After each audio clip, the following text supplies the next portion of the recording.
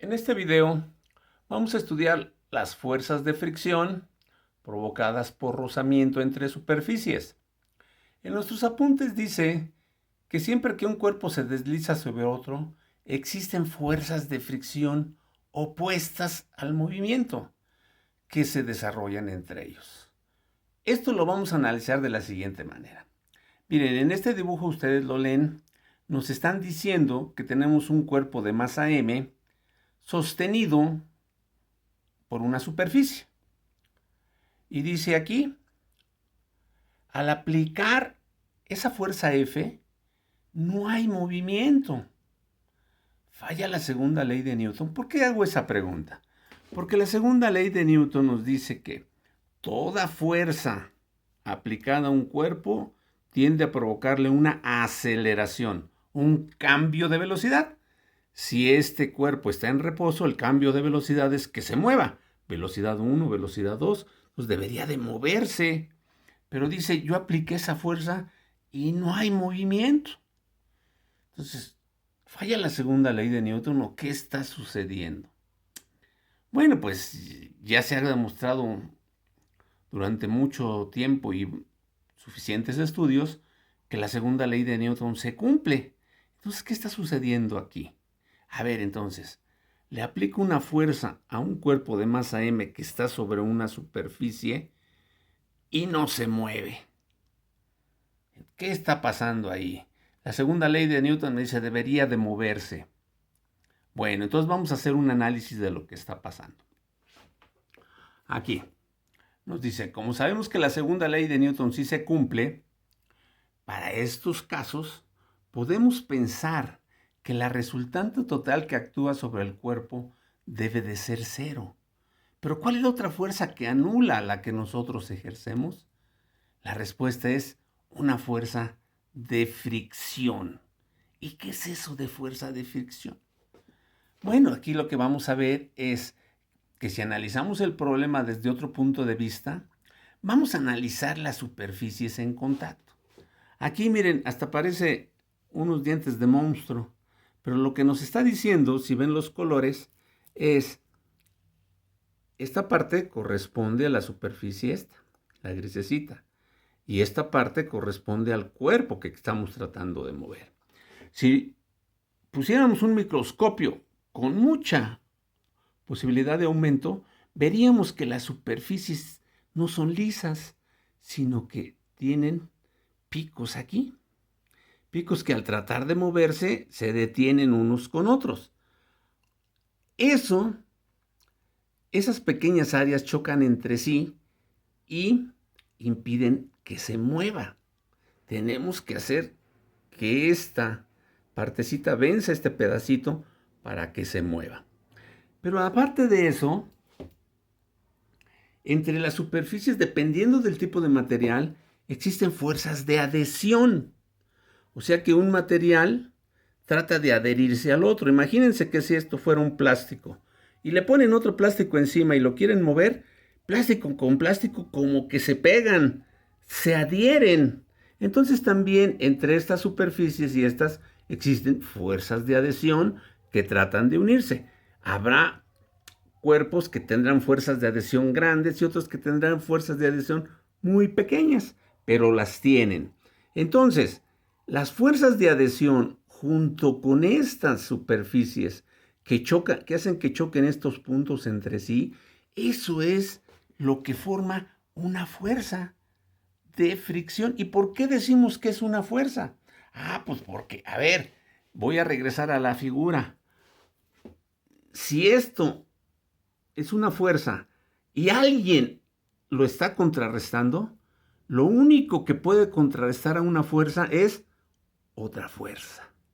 Entonces decimos que estos choquecitos entre superficies más las fuerzas de adhesión nos están provocando una fuerza de fricción. Eso es. Y dice, estas fuerzas se deben a una atracción atómica y molecular en las pequeñas áreas de contacto y los choques entre ellas. Aquí no hablo de la fuerza que les comenté ahorita, fuerza de adhesión, pero esa existe también. La resultante total es la fuerza de fricción que se opone al movimiento y a la fuerza que trata de producirlo. Por lo que el cuerpo de la primera figura debe de quedar de la siguiente manera. Un diagrama de cuerpo libre me diría que esta masa tiene un peso, una reacción normal o simplemente normal. De aquí en adelante vamos a llamarle Rn. Aquí nada más le puse N de normal. Esta es la fuerza que estamos aplicando y aquí hay una fuerza de fricción que es la que lo está contrarrestando. Dice aquí, ahora bien, podríamos aumentar nuestra fuerza y aún así el cuerpo podría continuar sin moverse. ¿Qué sucede? Que la fuerza de rozamiento crece y el objeto permanece quieto. Esto nos hace deducir una propiedad muy importante de la fuerza de fricción. La fuerza de fricción estática es variable, quiere decir cambia, y cuando el objeto está quieto es igual a la fuerza ejercida por nosotros. Dando valores a un ejemplo lo entenderemos. A ver, volvemos entonces a esto. Imagínense que estamos aquí con un cuerpo y le vamos a aplicar una fuerza de 1 newton y vemos que no se mueve. ¿Qué está pasando? Pues la fuerza de fricción vale 1 newton. Está contrarrestando aquí y la resultante vale 0. Por eso está sin movimiento. Pero yo digo, yo quiero moverlo. Bueno, pues aumento mi fuerza a 3 newtons, pero no se mueve. ¿Qué está sucediendo? Pues que la fuerza de fricción aumentó su valor a 3 newtons. O sea que esos choquecitos y esas fuerzas de adhesión permiten llegar hasta 3 newtons. Pero yo digo, yo quiero moverlo. Le aplico una fuerza de 10 newtons y sigue sin moverse. ¿Qué quiere decir? Que la fuerza de fricción alcanzó 10 newtons y lo contrarresta. Dice, sin embargo, al aplicar 11 newtons, el cuerpo se mueve. ¿Qué pasó entonces? Cuando yo aplico 11 newtons, el cuerpo se mueve. Eso quiere decir que la fuerza de fricción ya no creció a 11. A lo mejor se quedó en 10.2, 10.3, 10.4. No sé, todavía no sé a cuánto creció. Pero lo que sí sé es que la fuerza de fricción fue creciendo a 1, a 3, a 10, pero ya no pudo crecer a 11. Entonces concluimos que la fuerza de fricción estática crece hasta un valor máximo. En este caso, imagínense que la fuerza de fricción máxima fue 10.5. Y entonces cuando yo le apliqué 11, pues ya logré moverlo. Vamos a ver cómo podemos encontrar ese valor máximo. Pero aquí viene la cosa que quiero recalcar. La fuerza de fricción, si aplico 1 y no se mueve, la fuerza de fricción vale 1. Si aplico 3 newtons y no se mueve, la fuerza de fricción vale 3 newtons. Si aplico 10 newtons y no se mueve, la fuerza de fricción vale 10 newtons. Entonces, la fuerza de fricción estática, y le llamo estática porque el cuerpo no se mueve, tiene valores variables que van desde 0 hasta un valor máximo, que en este caso yo he supuesto que es de 10.5 newtons. Entonces, muy abusados con esto. Dice, la fuerza de fricción que actúa sobre un cuerpo que está en reposo se le llama fuerza de fricción estática. Y la vamos a denotar como F de fuerza, otra subíndice F de fricción y S de estática. La mayor fuerza de fricción estática o fricción estática máxima es aquella que actúa en el instante en que el movimiento está a punto de iniciarse. Movimiento inminente. Entonces aquí, por ejemplo, cuando llegó a 10.5, ya estaba a punto de moverse, porque ese fue el valor máximo de la fuerza de fricción. Ese es el movimiento inminente.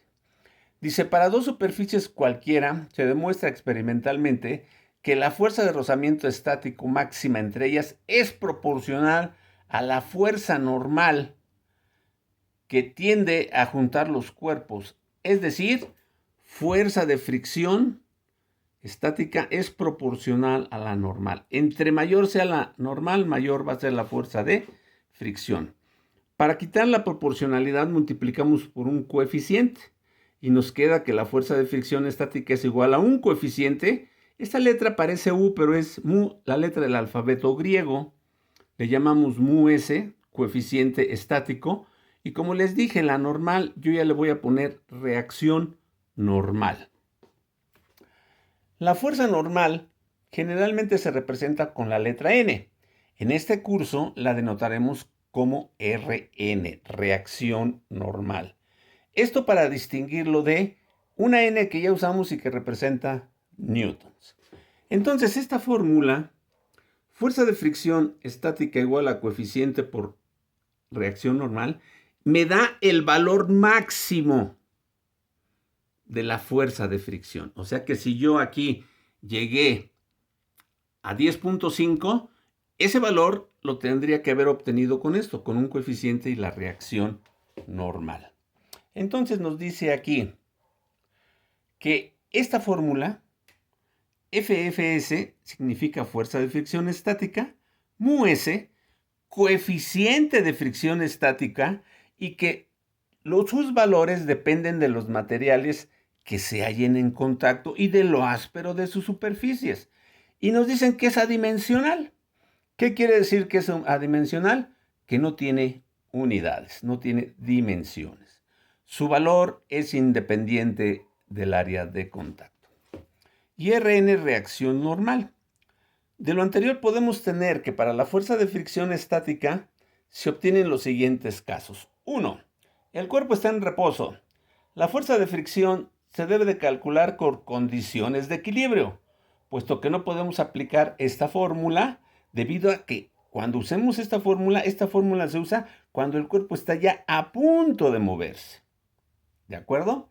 Y 2. El cuerpo está a punto de iniciar su movimiento, entonces sí decimos, ahí se aplica la fórmula fuerza de fricción igual a coeficiente por reacción normal. Esto se debe que tenemos el valor máximo de la fuerza de fricción. Entonces hagamos un resumen. La fuerza de fricción estática, que es la que actúa cuando el cuerpo no se mueve, tiene valores variables que los podemos calcular por estática, como estamos viendo.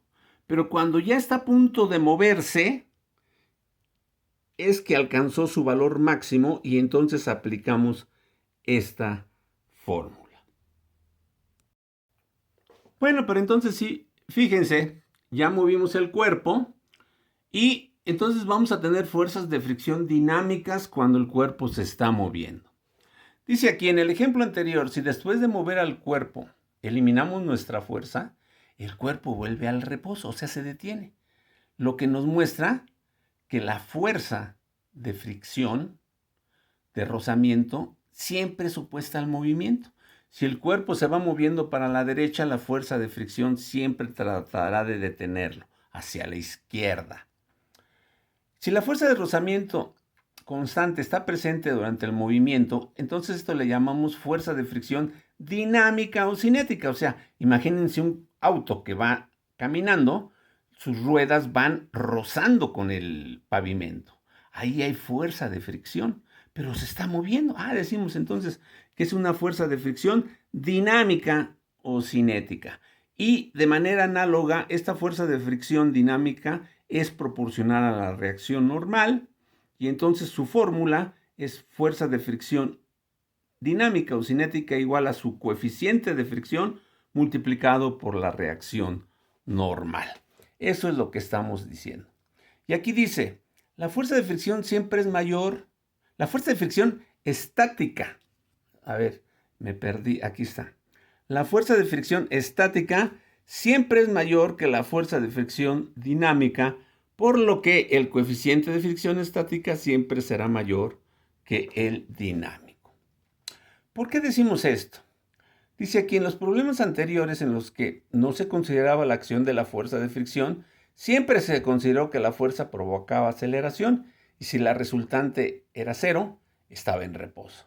Sin embargo, al considerar la fuerza de fricción dinámica ahora, tenemos que considerar que el cuerpo se puede mover con velocidad constante o bien aceleradamente, por lo que tendremos que para la solución de los problemas dos casos. el cuerpo está en reposo o se mueve con velocidad constante, la suma de esfuerzos va a valer cero. ¿Por qué? Porque si se mueve con velocidad constante, la aceleración vale cero. Acuérdense que aceleración se define como cambio de velocidad. De 1 a 3, a 5, a 7. Tienes que estar cambiando para que haya aceleración.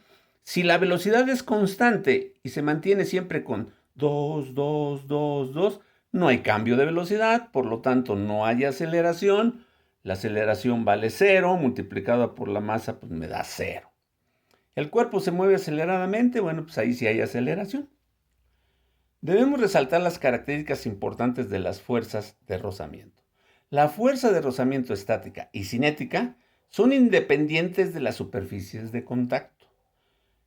Para el caso crítico se demuestra que para el cierto rango de velocidades y cierto tipo de superficies las fuerzas de rozamiento son hasta cierto límite independientes de la velocidad relativa.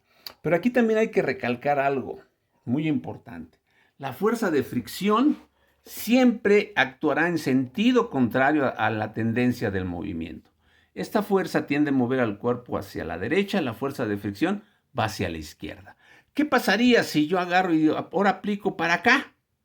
Pues la fuerza de fricción va a ir en sentido contrario, siempre oponiéndose al movimiento.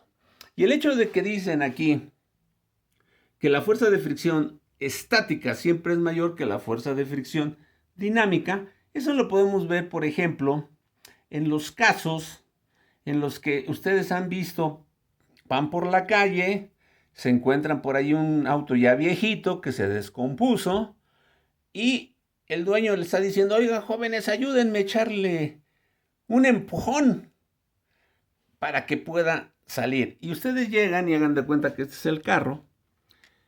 Y cuando llega uno, llega otro y lo empiezan a empujar, les cuesta un trabajo tremendo moverlo. Pero una vez que lo mueven, hasta empiezan a correr. Con la misma fuerza ya pueden empezar a correr. ¿Qué pasó? Que antes de moverlo, lo que estaba actuando era la fuerza de fricción estática. Cuando ya se mueve, actúa la fuerza de fricción dinámica y se ve que es más fácil moverlo. Por eso nos dicen que la fuerza de fricción estática siempre es mayor que la fuerza de fricción dinámica. Vamos a continuar viendo cómo se pueden calcular los coeficientes de fricción. Dice aquí que tenemos un caso especial, o sea, una manera sencilla de calcular los coeficientes de fricción entre dos superficies de diferentes materiales es utilizando un plano inclinado. Si un bloque se coloca sobre una tabla horizontal que se va levantando, o sea, la vamos a ir levantando, hasta que llega un momento en que levantamos y ¡bum! Baja. Entonces buscamos el punto donde va a iniciar su movimiento. Dice, un bloque se coloca sobre una tabla horizontal que se va inclinando gradualmente. Cuando la tabla forma un ángulo con la horizontal, el bloque está a punto de iniciar el movimiento. O sea, buscamos en qué punto está el movimiento inminente y medimos ese ángulo. Y después, mediante matemáticas, nos dice, alfa es el ángulo de posición de movimiento inminente. Hacemos un diagrama de cuerpo libre y dibujamos el peso en X y el peso en Y.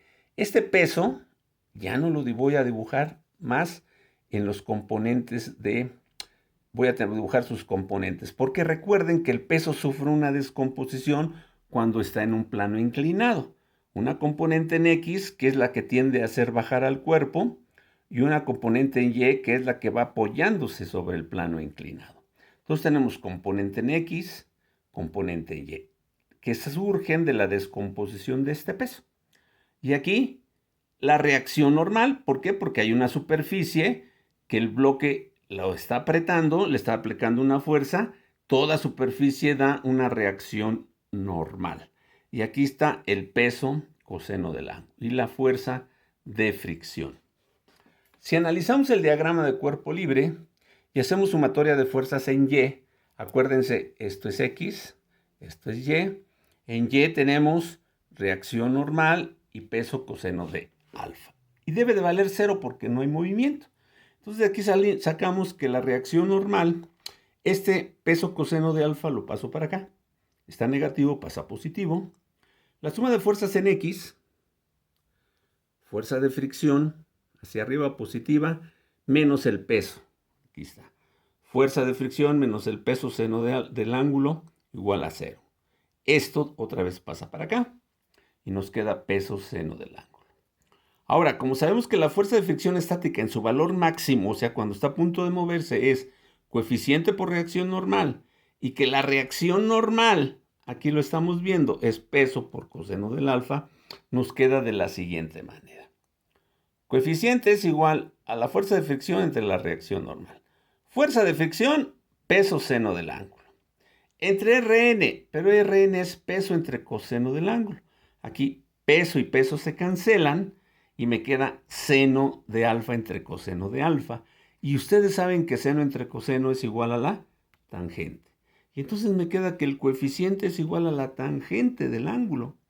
Bastaría yo entonces medir ese ángulo y ya sabría yo cuánto vale el coeficiente. Porque acuérdense, por ejemplo, que me diera 0.7.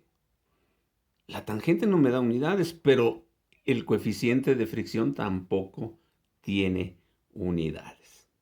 ¿Está claro? Este es un ejemplo que generalmente cuando teníamos clases presenciales, este ejercicio lo desarrollábamos en el laboratorio con diferentes superficies, vidrio, madera, etcétera, etcétera. Y decíamos que lo mismo puede aplicar para cuando el bloque se mueve a velocidad constante. Tenemos que este coeficiente dinámico es igual a la tangente de un ángulo dinámico cuando logramos que se mueva a velocidad constante. Pero bueno, esa es una manera de calcular los coeficientes, pero en la actualidad ustedes se meten a internet y buscan coeficientes de fricción entre madera y vidrio, entre vidrio y vidrio, entre madera y ¡pum! Les dan los valores. Esto es nada más para que sepan de alguna manera cómo salen estos valores. Y pues eso es todo lo que tenemos que ver de fuerza de fricción en el aspecto teórico. Tendríamos que entrar ya a los problemas. Pero esto los vamos a hacer ahorita.